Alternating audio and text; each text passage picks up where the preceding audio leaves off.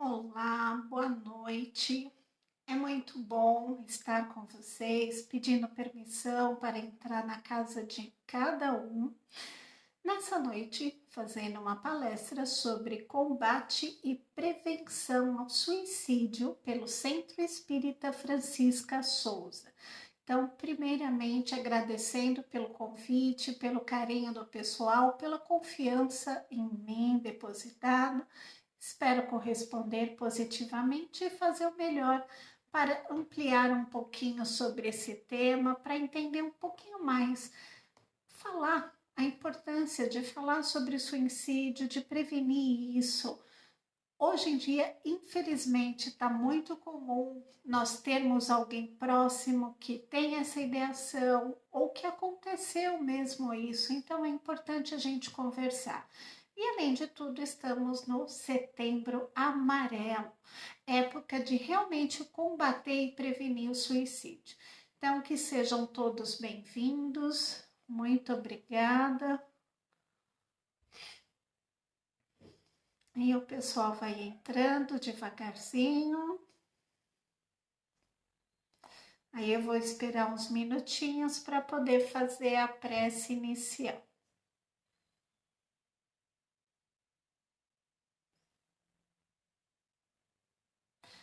Boa noite, sejam bem-vindos. Lembrando, pessoal que já está presente, não esqueçam depois de curtir, compartilhar o vídeo. É legal, é uma oportunidade de compartilhar o aprendizado e de preferência no modo público, para que as pessoas tenham condições de também replicar isso. Então, simbora curtir, compartilhar, se você gostar, é claro, e dividir isso com os amigos. E também é uma oportunidade do pessoal conhecer o Centro Francisca Souza, de saber um pouco mais sobre os seus trabalhos, aquilo que é realizado, assim que voltarem às atividades, de comparecer para assistir, para conhecer, e aquele abraço gostoso que a gente tanto sente falta. Boa noite, Julita, Adriana, Daniela Guimarães. Aos pouquinhos o pessoal vai chegando e já já nós damos início à nossa palestra. A irmã Clara, bem-vinda. Gente, o pessoal que passou o nome rapidinho, que eu não falei, mil perdões, mas aos pouquinhos a gente vai conseguindo falar com todo mundo. Adriana de Lima, Ivani Fortunato. Vou ver se eu consigo fazer sobrar um tempinho para a gente fazer alguma pergunta e interagir um pouquinho mais. Durante não garanto ver as perguntas, mas depois a gente pode abrir um espacinho para conversar e trocar um pouquinho de informações.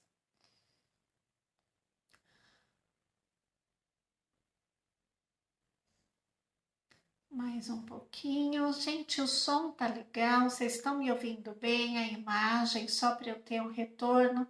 Apesar de ter testado tudo antes, é sempre bom confirmar. Se vocês conseguem me ouvir bem. Olha, a irmã Clara é do Centro Espírita Irmã Clara, legal, bem-vinda.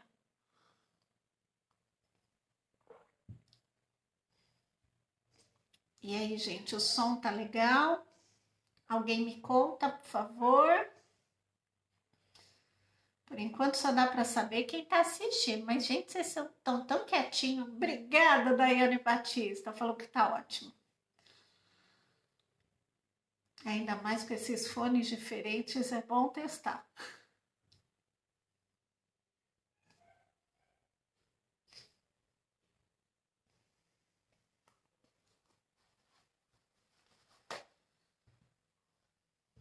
Bom, gente, deu o nosso horário. Obrigada, Fábio. Legal, agora o pessoal deu o feedback. Então, acho que a gente já pode começar, como a gente sempre faz na maioria das casas, criando uma sintonia com o alto através de uma prece, elevando um pouquinho o nosso pensamento a Deus, a Jesus, fechando os olhos, se for de nossa vontade ou não, mas rogando a Deus a Jesus, que nos envolvam com suas energias benditas, que nos ajudem a nos mantermos de mentes e corações abertos para receber o máximo possível daquilo que se faça necessário ao nosso aprendizado, à nossa evolução. Que nessa sintonia bendita, Pai, possamos receber em nós e em nosso lar as energias necessárias a esse processo e que essas bênçãos de amor nos sirvam de guia, de sustentação e orientação por todo e qualquer momento. Que assim seja. Prontinho, gente, prece realizada. Agora a gente pode começar a conversar um pouquinho. Bom, antes, quem não me conhece, me chamo Jussara Dantas, sou psicóloga, membro da ABRAP, Associação Brasileira de Psicólogos Espíritas, atuando já há algum tempo na doutrina espírita e participo também do programa Novos Rumos, pela Rede Boa Nova, pela TV Mundo Maior, inclusive amanhã, toda quarta-feira às 11 horas, seja pelo site da TV Mundo Maior, seja pela página do Face ou do site da própria RBN ou pelo rádio mesmo AM 1450. E a gente sempre discute questões relacionadas da psicologia e da doutrina espírita. E hoje a gente conversa um pouquinho sobre combate e prevenção ao suicídio. Bom, por que é tão importante falar sobre isso? Primeiro, é um assunto que acaba sendo proibido. Há uma ideia errada, uma ilusão de que não podemos falar sobre isso, porque se eu falar sobre suicídio, eu vou dar ideia para alguém. Não é verdade. Ao contrário, nós precisamos sim falar sobre ele, justamente para prevenir. A morte expõe algumas fraquezas do ser humano, alguns limites, sim, mas a gente precisa falar a respeito. É um gesto muito dolorido de autodestruição, algo que faz parte da natureza humana, impulso que está presente, que pode até ser uma reação natural em quem? Pessoas que se sentem exaustas, totalmente exauridas. Emocionalmente, essas pessoas se encontram muito fragilizadas. Então, essas pessoas podem sim ter. Acabar com a própria vida é uma solução. A ideia de que não tem saída e essa seria a única saída. Não. A gente já sabe que conforme nós planejamos uma existência, uma encarnação, a gente tem uma carga X de energia, como se fosse o combustível. Eu vou para algum lugar, eu encho o tanque o suficiente para chegar naquele lugar. Quando a gente reencarna, nós nascemos com a quantidade X de combustível, de energia. O organismo está preparado para X anos. Quando a gente interrompe esse processo antes do tempo, isso é um atentado contra Deus, contra todos aqueles projetos realizados e todas as pessoas que nós nos comprometemos nessa nova existência. Então, tanto aquele que nós encarnamos, quanto com relação à equipe espiritual que nos ajudou nesse processo de preparo e de retorno. Aí é onde entra a importância de conversarmos a respeito. Quando a gente fala em suicídio, tem várias estatísticas e volta e meia a mídia fala sobre isso, justamente porque é importante. A cada 40 segundos ocorre um suicídio no mundo. É em torno de 1 milhão de suicídios por ano. É muita gente. Então, o tempo que nós estamos falando, agora aqui, por exemplo, quantas pessoas tiraram suas vidas durante esse curto espaço de tempo que nós estamos conversando. Então, é muito sério. É um problema de saúde pública. Então, é um problema que precisa ser olhado de frente, que não dá para a gente fingir que ele não está acontecendo. Nos últimos anos, essas taxas aumentaram em alguns lugares, em outros, graças a Deus, reduziu. No nosso país, é um dos lugares que, infelizmente, isso aumentou um pouquinho. E se essas taxas continuarem aumentando em várias localidades, pensa-se que vai chegar ao pico de, a cada 20 segundos, um suicídio. Isso é muito triste. E quando a gente tem um ranking desses locais onde ocorre, o Brasil está em 8º lugar no mundo. É uma posição alta, que nós não gostaríamos de estar. Aqui no nosso país, no Brasil, 32 pessoas se matam diariamente. É um número alto. É um número que precisa ser diminuído com urgência. Por quê? Gente, quando a gente fala desses números, são números que aparecem como? Sabe ali quando tem o atestado de óbito, a causa da morte declarada? Então, não é todo mundo que declara como causa da morte o suicídio. Por questões familiares, de preconceito, de vergonha, enfim, não importa, por N motivos, mas não são todos que têm a causa da morte o suicídio. Alguns podem estar acidente, atropelamento, enfim, vai estar outra coisa. Ele não entra nessa contabilidade, nessa numeração. Então, a gente estima que o número possa ser muito maior, que o número real de suicídio seja maior do que esse oficial, que já é um número muito alto. A cada pessoa que comete o suicídio, de 6 a 10 pessoas ao redor desta pessoa são influenciados. Então, parentes, conhecidos, amigos, alguns mais próximos, outros nem tantos, mas essas pessoas vão ter consequências sim desse suicídio, dessa situação trágica e extremamente ruim. Por quê? Pensa, você tem um amigo ou um conhecido que atentou contra a própria vida. Gente, qual o primeiro questionamento? Poxa, será que eu podia ter feito alguma coisa a respeito? E se aquele dia eu tivesse conversado melhor com fulano? Poxa, se eu tivesse ajudado em tal coisa? E se? Aí os e se vão ser muitos, as conjecturas de como aquilo poderia ser evitado, vai causar um sofrimento, vai causar uma tristeza muito grande. Então, é importante trabalharmos nesse processo. Por que o suicídio cresce? Vários motivos.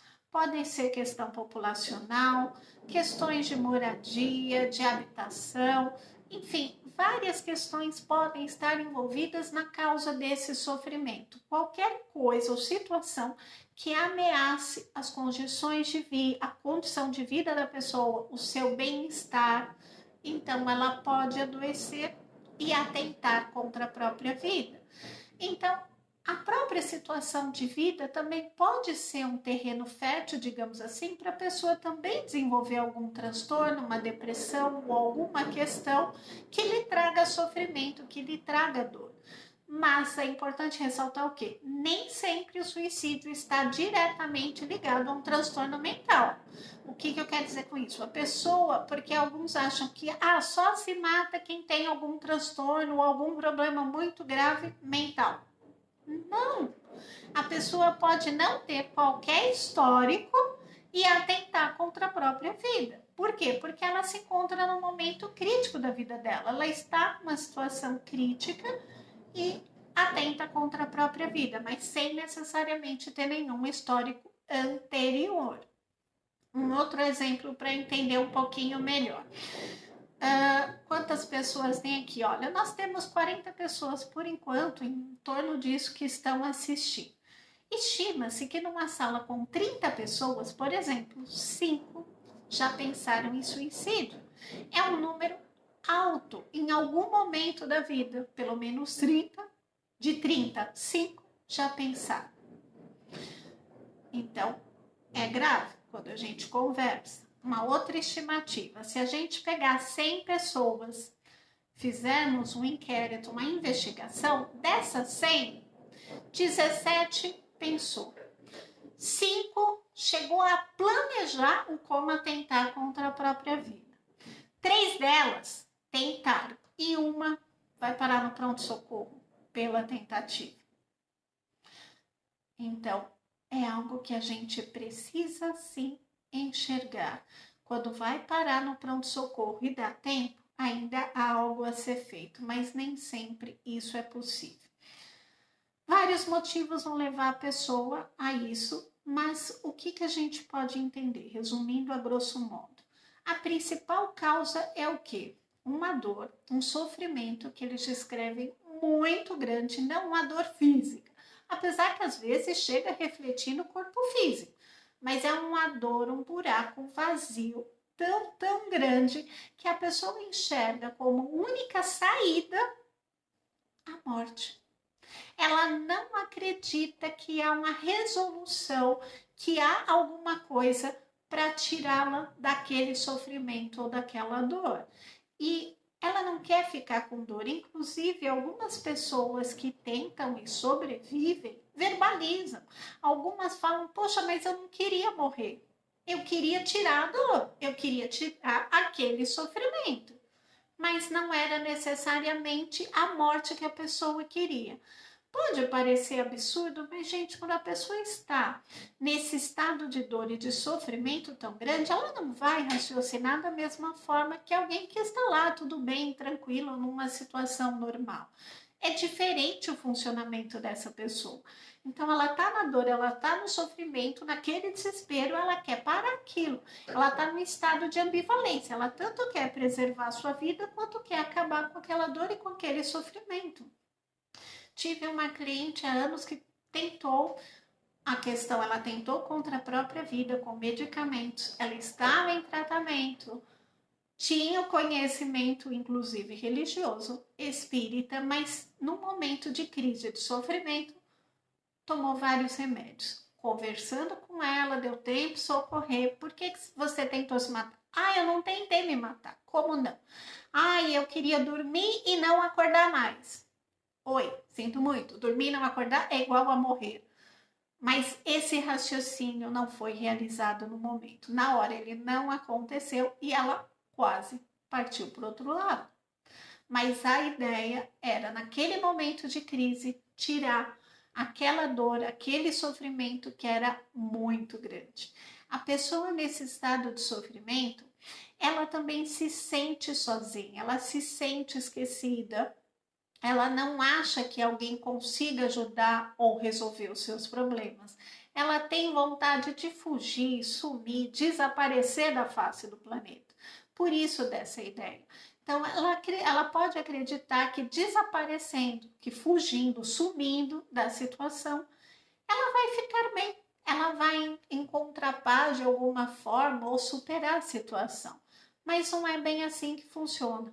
Não vai haver esse descanso imediato e a gente pode falar um pouquinho mais disso mais para frente. Mas tem uma coisa positiva. Quando essas pessoas recebem uma atenção, quando uma mão é estendida, quando ela recebe uma oportunidade de auxílio, na crise nós conseguimos reverter a situação. Então, se a pessoa tem auxílio, se ela consegue vislumbrar aquela luzinha lá no fim do túnel, ou mesmo que ela não ache uma saída, tem problemas que às vezes, gente, não tem saída mesmo. Tem situação que às vezes não dá para mudar, pelo menos não a curto prazo, mas se ela sente que tem alguém ao lado, que ela não está sozinha nesse processo, ela pode persistir sim e querer continuar vivendo e enfrentar a situação pela qual ela está passando. Então, beleza, decidi ajudar, eu quero fazer alguma coisa. Primeira coisa, não precisa se preocupar com o que falar para a pessoa ou como falar, a gente não precisa falar nada. O que a gente pode fazer? Olha, tem algo que eu possa fazer para te ajudar? Como eu te ajudo? Pergunta para a pessoa como ajudar. Ou às vezes um abraço, tá junto, emprestar os ouvidos. Isso já vai fazer grande diferença. A OMS fala que 90% dos casos de suicídio poderiam ter sido prevenidos se a pessoa tivesse qualquer oferta de ajuda, de amparo. Isso é significativo. Conversar um pouquinho mais para entender quais os fatores de risco para suicídio. Bom, como a gente consegue descobrir ou perceber se a pessoa tem risco para suicídio? Vou dar alguns exemplos. Primeiro, quando a pessoa já tem algum transtorno instalado, alguma problemática, que tipo?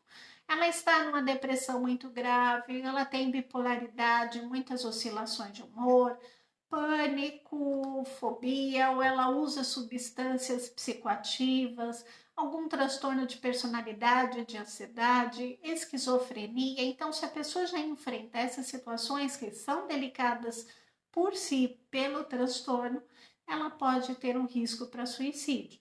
Um exemplo, bipolar, pessoa que oscila entre períodos onde ela está extremamente mais exagerado, exaltado, é tudo em demasia, tudo muito grande, é tudo muito intenso, muito forte, e momentos de depressão, que é justamente o oposto. Às vezes ela tem essa oscilação no mesmo dia ou de um dia para outro, às vezes dura um período maior. Então, em momentos que a pessoa percebe essa oscilação maior, que ela tem dificuldade de se relacionar, de realizar atividades rotineiras ou corriqueiras, ela pode pensar na ideação suicida, sim, como um jeito de fugir desses altos e baixos e desse sofrimento todo. Então, essa pode ser uma solução que passa pela cabeça da pessoa. Ou quando ela tem condições muito difíceis de sobrevivência, situação econômica, situação de moradia, questões psicológicas que ela já apresente, alguma doença clínica incapacitante, onde ela acha que não vai haver vida depois daquela problemática ou daquela questão que ela está apresentando, um acidente que tem ocorrido. Quando já há história de tentativa de suicídio, a gente também precisa ficar atento. Então, todos esses pontos que eu mencionei podem ser um fator de risco para que alguém pense em atentar contra a própria vida. Bom, que características que a pessoa que tem essa ideação apresente? Dá para resumir em 3 coisas: ambivalência, impulsividade e rigidez. O que quer dizer isso? Ambivalência, ela quer morrer e quer sobreviver. Ela quer sobreviver, ela quer continuar. Ela gostaria de uma saída, mas ela quer a morte como uma saída porque ela acha que não vai resolver aquilo. Então ela está oscilando. Impulsividade, por quê? Porque é o impulso de tirar a própria vida que não é constante. Ele pode durar alguns minutos, algumas horas, alguns dias, meses, pode ser algo rápido que vem. Aquela questão de querer matar a dor e de achar que essa é a saída. Então, por isso do impulso. Rigidez, por quê? Porque ela funciona no modo é tudo ou nada. Ou é isso ou não é isso. Não tem outra saída, que também vai dificultar a situação. Que sinais indicam que a pessoa corre risco? Legal.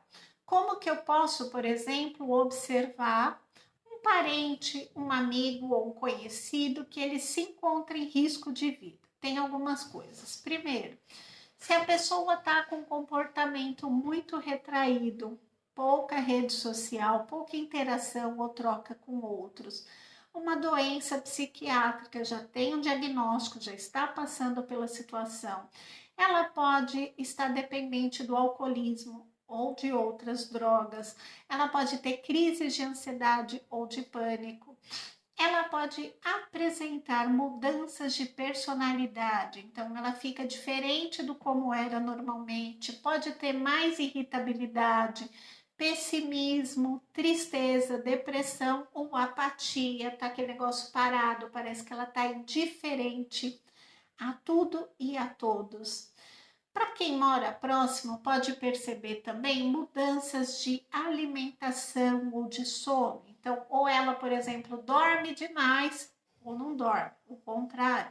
Ou ela se alimenta exageradamente ou ela para completamente de se alimentar. Mas é algo que é visível, é radical, a gente consegue perceber quem está próximo.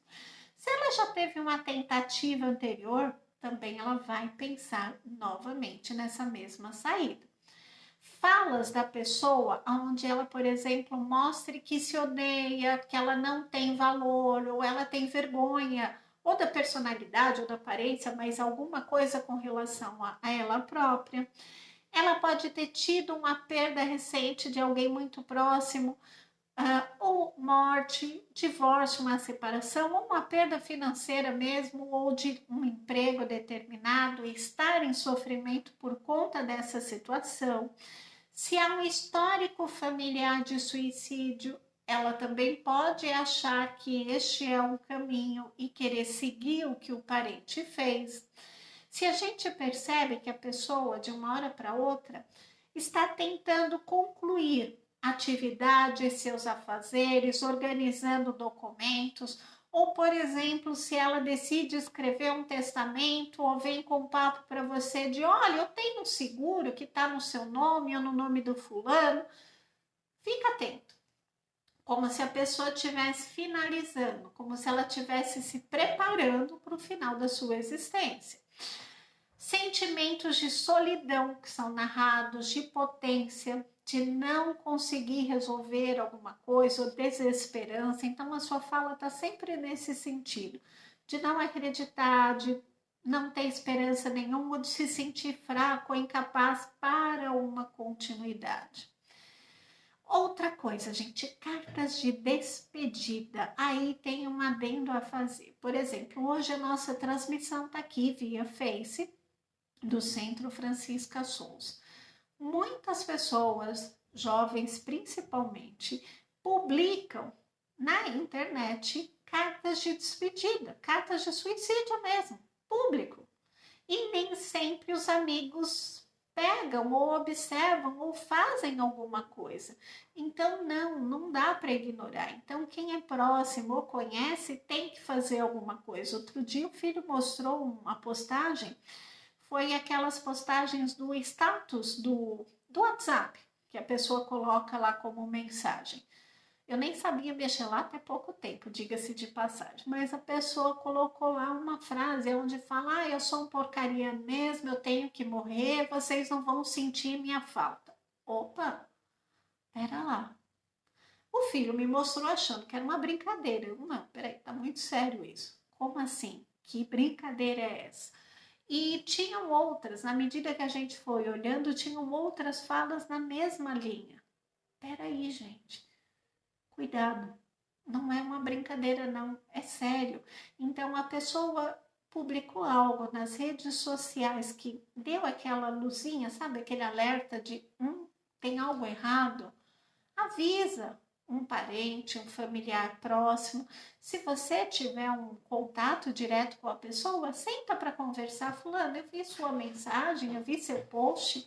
Você quer conversar? Posso te ajudar? O que está acontecendo? Então, não dá para a gente fingir que não está acontecendo nada, porque está. E muitos essas fazem nessas postagens é um grito de socorro, de tem algo errado acontecendo comigo, pelo amor de Deus, me ajude. Então, pode ser um pedido de socorro que não dá para ignorar. O que dá para fazer? Quem a gente pode alertar se eu tenho uma linha direta com a pessoa para conversar? Isso é muito importante. O que mais pode ser indicativo de risco? Uma doença física crônica, seja ela qual for, que seja limitante ou que seja muito dolorosa, ela também pode querer abreviar esse período de aqui estar, ou se ela fala repetidamente em morte ou suicídio. Nem sempre ela fala diretamente no suicídio, mas ela pode falar em morte. A gente tá, por exemplo, aí na pandemia de Covid, ela, poxa, eu bem que podia pegar isso e sumir logo de uma vez, não ia fazer falta não. Tô andando, mas nem pego. Então, assim, ela pode falar em morte de alguma forma e dando a dica de que algo está errado. Mesmo quando a pessoa é mais fechada ou não é de expor os problemas, quando a gente observa a sua rotina, a forma como ela lida com as coisas ou alguns dos exemplos que eu dei anteriormente, a gente já consegue perceber que tem algo errado, que tem a ideação e dá para pensar em oferecer ajuda para a pessoa. Bom, como que a pessoa vai comunicar essas questões de morte ou essa ideia que ela tem? Algumas frases de exemplo. Eu preferia estar morto. Eu não consigo fazer nada mesmo. Nossa, eu não aguento mais essa situação. Eu sou um perdedor. O mundo ia ficar tão melhor sem mim. Então, são frases que a pessoa vai colocando e que acende aquele sinalzinho de alerta de que tem algo errado. A pessoa com a ideação suicida, dá pra gente resumir que ela tem 4 Ds. O que são esses 4 Ds? Depressão, desamparo, desesperança e desespero. Então, ela está triste, ela está depressiva, ela se sente completamente desamparada, sem nenhuma esperança e está desesperada com relação a uma situação que ela se encontra. Então, geralmente é isso que está fazendo parte ali do mundinho daquela pessoa. Então, qualquer ameaça, qualquer indicativo precisa ser levado a sério. Não ache que, já ouvi isso também, quem quer mesmo se matar não ameaça, faz. Gente, isso não é verdade, isso é ignorância com relação ao sentimento alheio. A pessoa alerta e fala sim, porque não é para fazer chantagem emocional. Ela expõe porque ela está pedindo ajuda, porque ela não sabe como resolver. E este é o jeito que a pessoa encontra de pedir ajuda. É justamente nessas frases, nessas situações, e alguns interpretam como chantagem emocional. Mas não é chantagem. Então, leva a sério, não importa. Não tente ver se é verdade, se não é, o quanto é. Não se preocupe com isso. Então, primeiro vai lá e ajuda. Simbora preservar aquela vida. Depois a gente vê se era, se não era ou como era e deixa essa avaliação para um profissional qualificado fazer.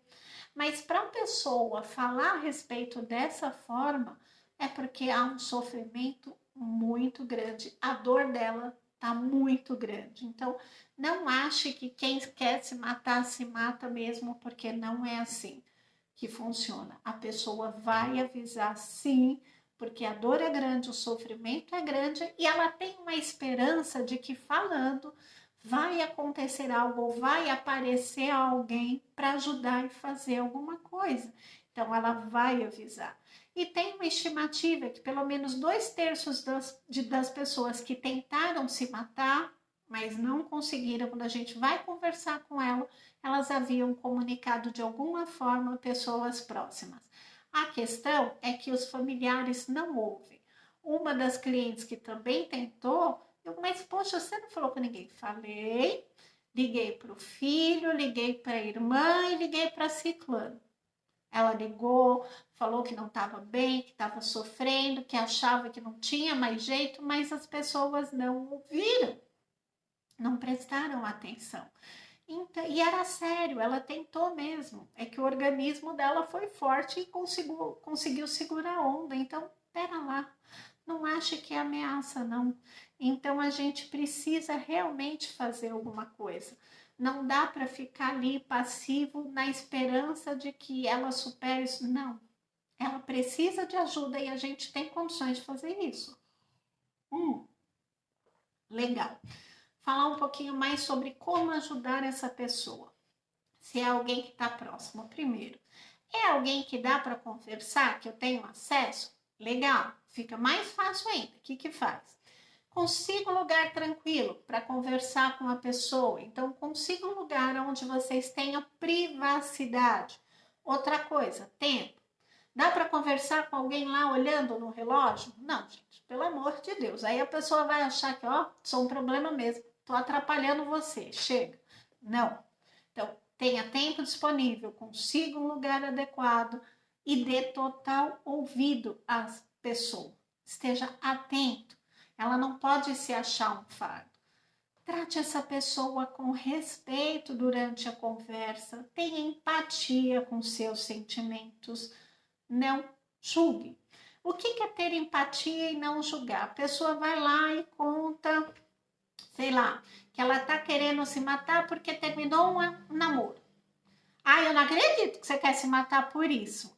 Vi, tá cheio de gente aí no mundo, que besteira. Gente, não. Você tá julgando, condenando. Ela vai se sentir mais incapaz ainda. Ela tá vendo? Meu problema é besta, eu não consigo resolver, tem que morrer mesmo. Então, não julgue, não condene, simplesmente ouça. Aí, na medida que você ouve, que ela consegue desabafar, isso já traz um certo alívio. Então, tenha empatia, não julgue, seja qual for a causa que ela te fale. cuidado com o sigilo. Eu não posso conversar com a pessoa aqui, ali na esquina e já contar. Nossa, você tá sabendo da fulana? Gente, não. Pelo amor de Deus. Sigilo, respeito com a história do outro. Eu não posso contar ou revelar. Se o que a pessoa me trouxe é grave, se eu vejo que ela já está com o projeto pronto, ela pode ficar sozinha? Não. Se ela estiver realmente em risco de vida, os meios de cometer suicídio precisarão ser retirados próximo dessa pessoa e ela não vai poder ficar sozinha. Vai ter que ter alguém próximo dela grande parte do tempo. E isso é sério, é importante e não é todo mundo que cumpre. Então, por exemplo, eu já tive caso de paciente que tentou suicídio, que precisou de uma internação numa clínica para se recuperar, tanto da tentativa quanto da questão emocional. A pessoa saiu. Eu e psiquiatra orientamos a família: olha, não deixa os remédios com fulano, faz isso, faz aquilo. A pessoa vem na semana seguinte na sessão: e aí, a família está acompanhando? Não, tinha ninguém em casa, meus remédios estão tudo lá na gaveta. Se eu quisesse tomar de novo, tinha tomado. Então, não podemos fazer isso. A gente tem que seguir as recomendações, tem que tomar cuidado e tem que prestar atenção na pessoa. Não adianta depois só chorar, se arrepender e sofrer se antes não teve qualquer movimento para ajudar. Então, ouvir, ficar próximo.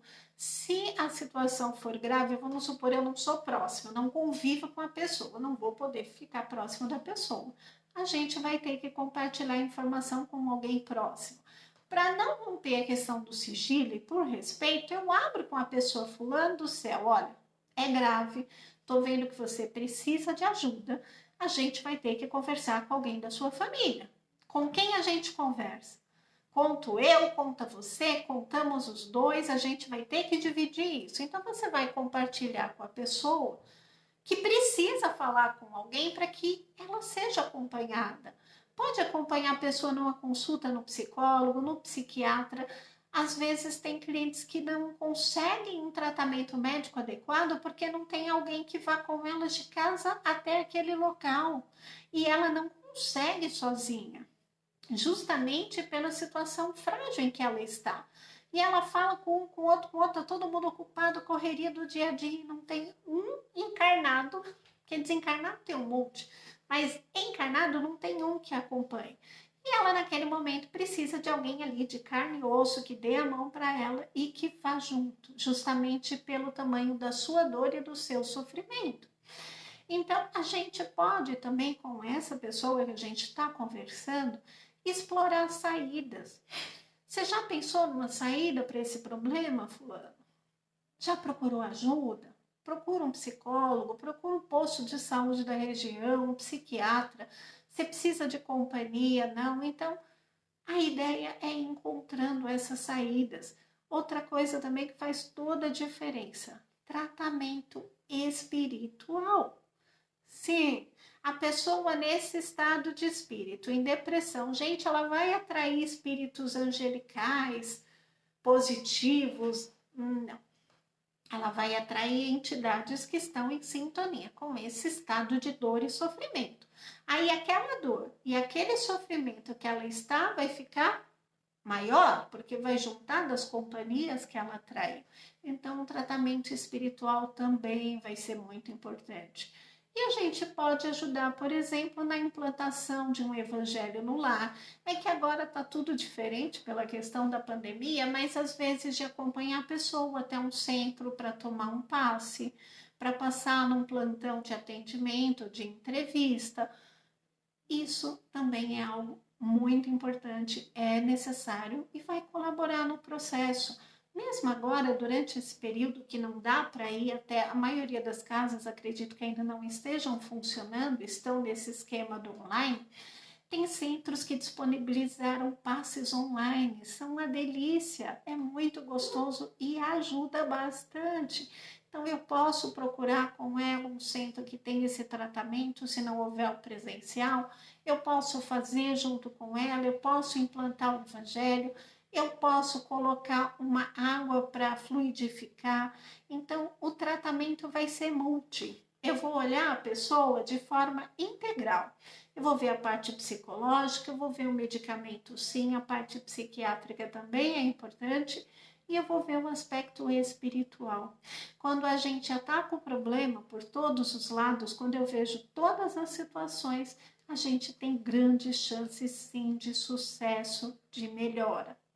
Agora, durante essa conversa, o que eu não posso fazer de forma alguma? Beleza, estou ali conversando com a criaturinha que está me desabafando sua situação problemática. Não interrompa o tempo todo. Cuidado com o bichinho da curiosidade. De ficar perguntando, não para ajudar, mas por curiosidade. Nossa, mas vem cá. Não, não é esse tipo de conversa. Então, escuta o que ela está disposta a te trazer.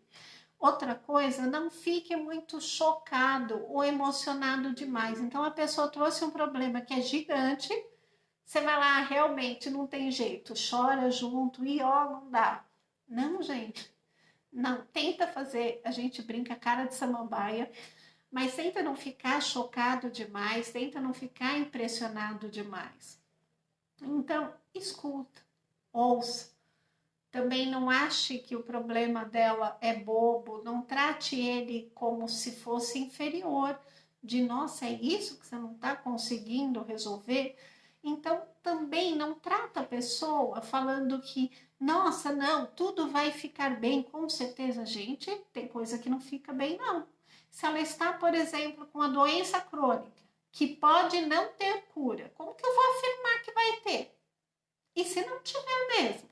Então, eu preciso encarar a realidade e ajudá-la a passar da melhor forma possível por essa situação. Mas eu também não posso mentir. Eu não posso afirmar algo que eu não tenha certeza e achar que vai ficar bem ou só desafiar.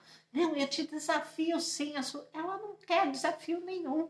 Ela quer parar a dor, ela quer parar o sofrimento. Então, eu preciso tomar cuidado. E principalmente não julgar nem tentar doutrinar a pessoa. Então não adianta eu repetir discursos prontos. Não funciona, gente. Eu tive clientes que atentaram contra a própria vida e que tinham, por exemplo, conhecimento espírita. Fizeram curso completo numa casa espírita, em mais de uma, inclusive, tinham tudo isso, mas na hora daquele sofrimento não pensou, não foi, não adiantou. Então, não adianta eu querer só doutrinar a pessoa. É importante falar sobre a continuidade da questão de sermos espíritos, beleza, mas isso só não vai prevenir. Se ela não resolver aquele problema que ela sente, aquela situação imensa que está lá dentro dela. Então, só o conhecimento por si não vai ajudar, não. Então, não adianta querer fazer discurso na orelha da pessoa que assim não funciona. E falando da doutrina espírita, o que também a gente já aprendeu a respeito disso? A pessoa que atenta contra a própria vida, ela não vai ficar melhor do que a situação que ela está hoje. A gente sabe que tem casos que a gente não consegue prevenir, tem situações que às vezes não dá tempo, mas que seja um menor número e não um número tão alto como está hoje em dia. A pessoa acredita que está acabando com o sofrimento, mas ela não só não acaba, como ela consegue mais problemas, mais dores, mais sofrimento para ela e para a família. Então, a gente tem uma série de livros espíritas que falam sobre as consequências do suicídio, sobre as percepções, sobre o estado de perturbação que a pessoa fica, a sensação de que ainda está na matéria do corpo físico, justamente pela brutalidade do ato. Isso é delicado, vai continuar. Mas o que é importante? A gente entender que as penas vão ser sempre proporcionais à consciência da pessoa. Se a pessoa, por exemplo, está muito fora de si, de uma forma que ela não responda pela situação, isso vai ser considerado. Sem contar, gente, que não tem alguém, não é Deus que vai chegar, apontar o dedo, julgar e condenar a pessoa. Esses sofrimentos que são narrados, que a gente aprende, inclusive, na própria doutrina, eles estão de acordo com a consciência da pessoa e não é que alguém catou ele, colocou num determinado lugar e está lá torturando. Não. Deus é perdão, é misericórdia. É a consciência da pessoa que se sintoniza numa faixa, num determinado local, que mantém aquele dano no seu perispírito e ela continua sentindo aquela situação. Então, tá tudo aqui. Há uma continuidade. Por que o suicídio não resolve os problemas? Eu tô morrendo de dor de cabeça, eu tiro a roupa, resolve? Não.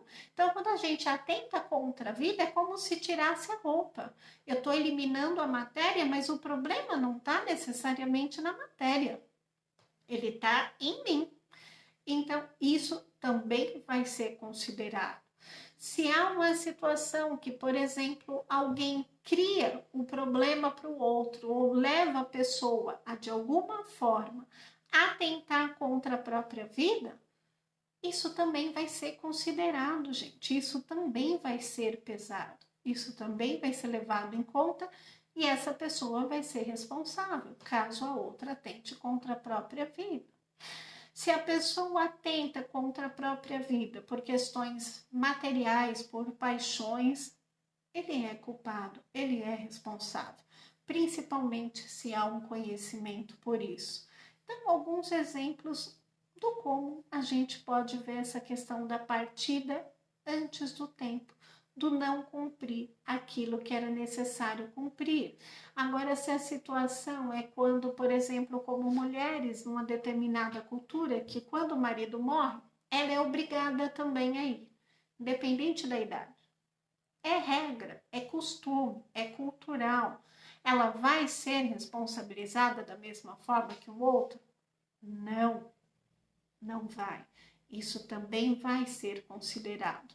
Eu também, gente, não preciso achar que eu perdi um parente pelo suicídio. Ai, meu Deus, pronto, agora ele vai ficar 50 anos, 100 anos, sei lá quantos anos no umbral sofrendo. Nem sempre. Tudo é considerado, é avaliado. E eu não posso ficar fixando na minha mente o sofrimento e a dor para aquela pessoa.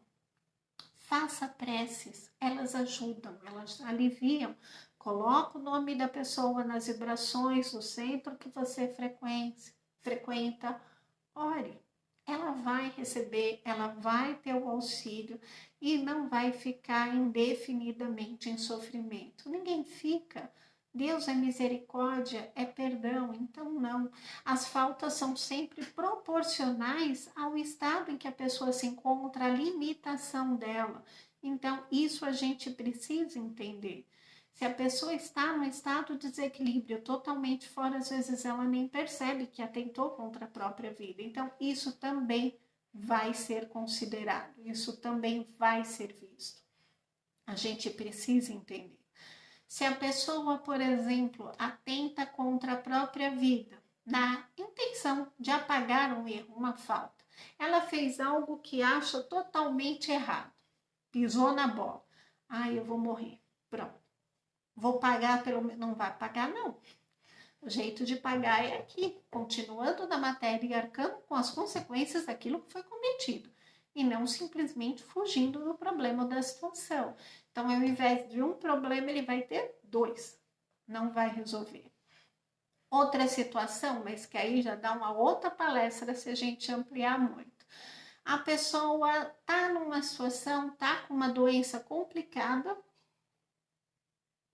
e quer adiantar a partida. Não quer passar por todo o sofrimento que a doença ou aquela problemática vai trazer. Também não devemos atentar contra a nossa vida. A gente precisa esperar até o momento que haja um desligamento natural, normal, e não adiantar ou apressar.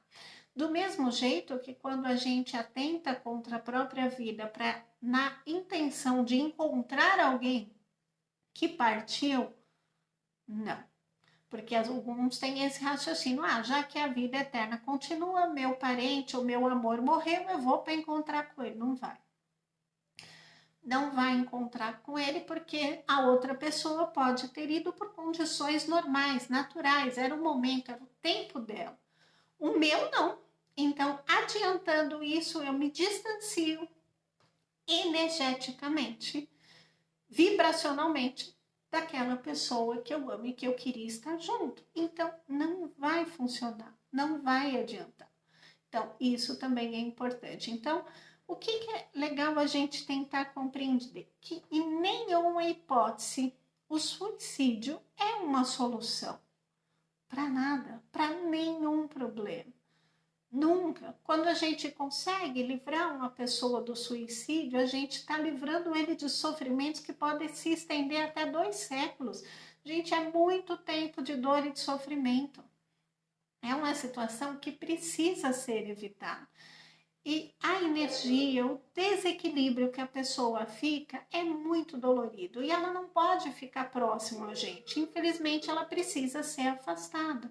Então, a gente precisa evitar a todo custo essa dor, esse sofrimento. Falar cada vez mais a respeito.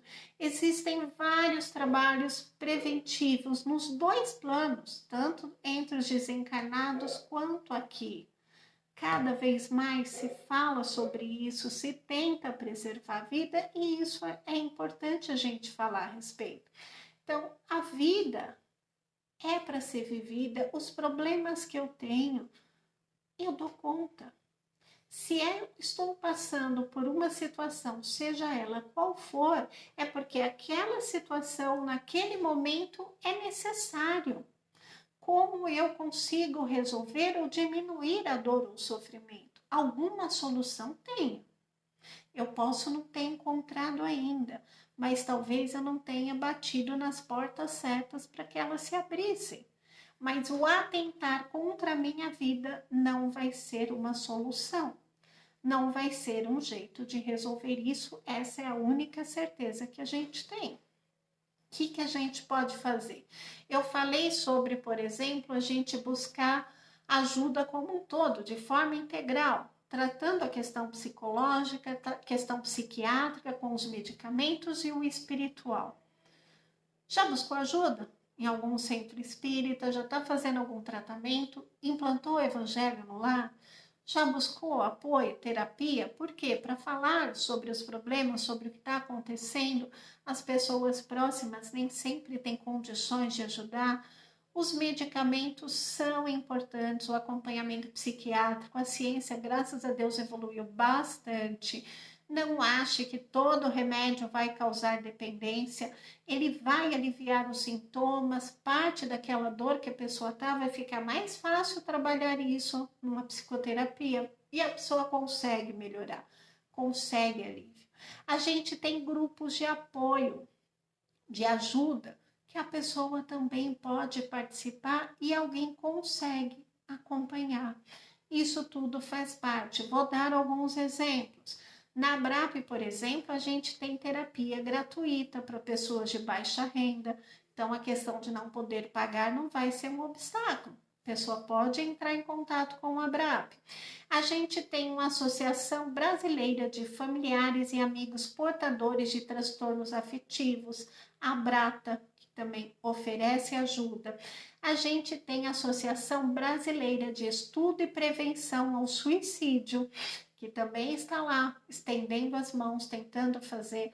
Nós temos diversas faculdades e cursos de psicologia que têm atendimento gratuito, também auxiliando um grande número de pessoas. E a gente tem uma instituição legal que é o CVV, Centro de Valorização da Vida, que tem voluntários 24 horas. Tem atendimento por e-mail, por Skype, por chat, por telefone. Gente, de todo jeito tem ajuda. Por quê? Quando o problema acontece ou a crise bate, não é em horário comercial. Às vezes a pessoa tem uma crise 2, 3, 4 da manhã. Ela não consegue ligar para alguém. Mas ela pode ligar, por exemplo, para o CVV, buscar ajuda, buscar apoio. Então, saída tem. mas a pessoa precisa, às vezes, ter alguém indicando, mostrando ou pegando-a pela mão e levando até lá.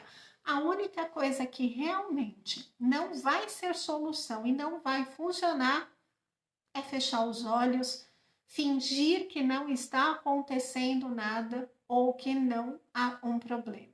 Isso realmente não funciona. Então, precisa haver algum movimento, algum auxílio, aí sim a gente consegue com certeza preservar a vida, ajudar a pessoa a enxergar uma luzinha lá no fim do túnel e continuar aqui no seu projeto reencarnatório. Bom, pessoal, as principais informações que eu gostaria de passar eram essas.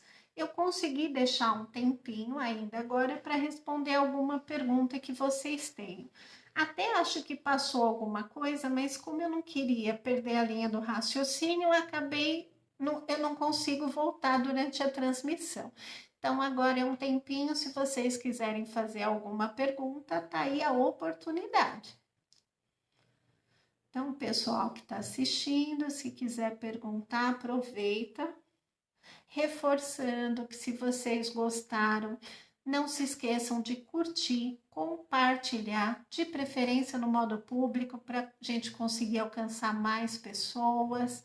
Aproveitem também para conhecer um pouquinho mais sobre o Centro Francisca Souza, a casa que me recebe hoje carinhosamente, aqui através do Face. Gente, vocês entenderam tudo, não entenderam ou não tem perguntas mesmo? Porque tá todo mundo muito quietinho.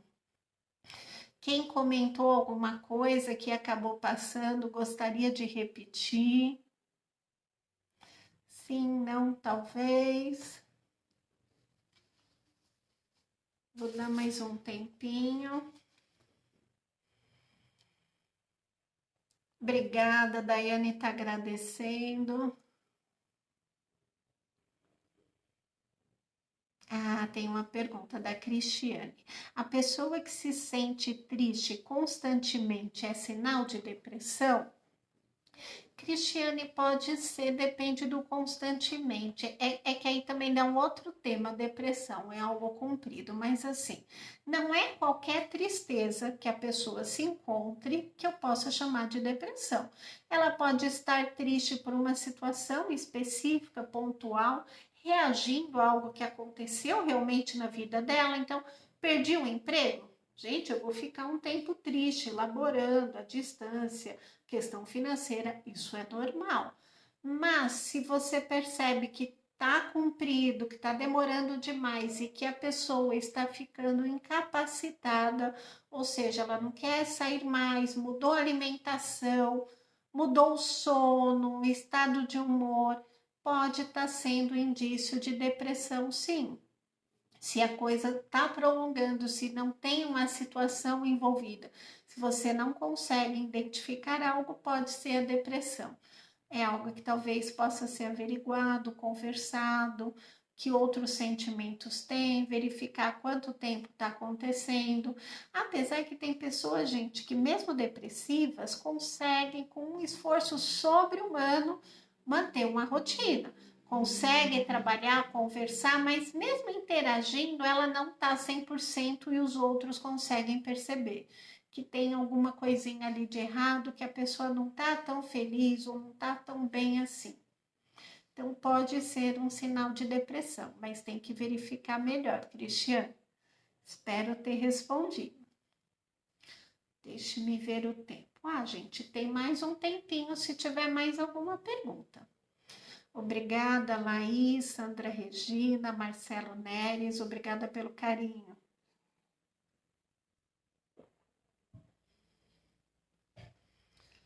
E aí, pessoal, mais alguma perguntinha? Não? Divanita agradecendo, obrigada pelo carinho, Divani Simões. Gente, deixa eu ver o horário aqui para não passar. Tem mais um pouquinho. Ah, que bom, respondi. Idalete Lopes, obrigada. Bom, bom, gente. Olha, já falei para Dedéu, hein? E olha que geralmente algumas lives que eu andei fazendo foi de 30 minutos. Estava com saudade de fazer palestra de 1 hora, porque a gente geralmente aperta tudo para caber no tempo. É legal que hoje deu para passar mais informações. Deixa eu ver. Nogari Rose. Ai, desculpa se eu não pronunciei seu nome certo. Ela pergunta: uma pessoa que pede para morrer e sofre um acidente pode ter atraído espiritualmente a morte? Então, gente, ela pode ter atraído ou ter procurado, né? Porque, infelizmente, nem todo acidente é acidente. Então, às vezes, a pessoa facilita alguma, ela quer morrer, ela tem isso muito forte e ela pode sim procurar alguma situação onde ela se coloque em risco e venha perder a vida. Então, nem todo acidente é acidente. Inclusive, existe suicídio entre crianças.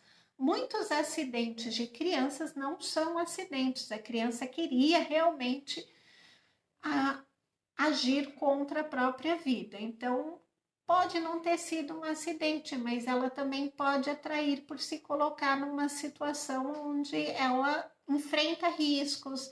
Ela pode se colocar em situações de perigo justamente por querer morrer. O exemplo que eu dei, que foi mais simples, mas que eu falei do Covid.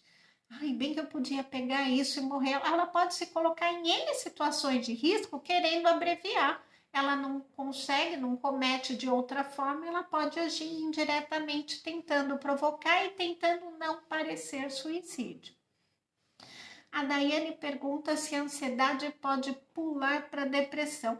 Não necessariamente pular, Daiane, mas as duas podem estar presentes ao mesmo tempo. A pessoa pode estar muito triste, muito depressiva e ter picos de ansiedade, ter momentos muito fortes de agitação, de ansiedade, tanto que ela pode ter dificuldades, por exemplo, para dormir, mas as duas podem estar ali presentes. Ou oscilar também, é possível. A pessoa pode se sentir sem sentido na vida? A Sandra Regina. E é um sinal sim, Sandra. Quando a pessoa acha que a vida dela não faz mais sentido, que não tem porque ela tá aqui. A gente fala que é como se ela não tivesse uma âncora, algo que a segurasse no planeta. É um risco muito grande. Se ela acha que não vai fazer falta para ninguém, que não tem mais nada para fazer, passou a régua, ela acha que pode encerrar o processo ali mesmo. Pode ser um sinal, sim. Aí é legal tentar ir conversando, entender por que tá tão sem sentido, por que tá tão ruim e ver se ela tem mais algumas ideias nesse sentido. Ih, gente, peraí. Agora vocês resolveram fazer um monte de pergunta, tá terminando o tempo. Vai mais uma só, senão eu vou estender e o pessoal vai puxar minha orelha depois. Se a pessoa está contente constantemente, de repente se suicida, não mostra indícios. Perdeu um primo, gente, depende. Algum indício, se a gente fizer uma retrospectiva com todo mundo que estava próximo, ela pode ter dado. Então é muito difícil, pode até acontecer se a pessoa, por exemplo, ou é bipolar ou tem uma personalidade assim, onde ela sempre parece muito feliz, mas nem sempre essa felicidade é real, porque às vezes a pessoa adoece e não demonstra.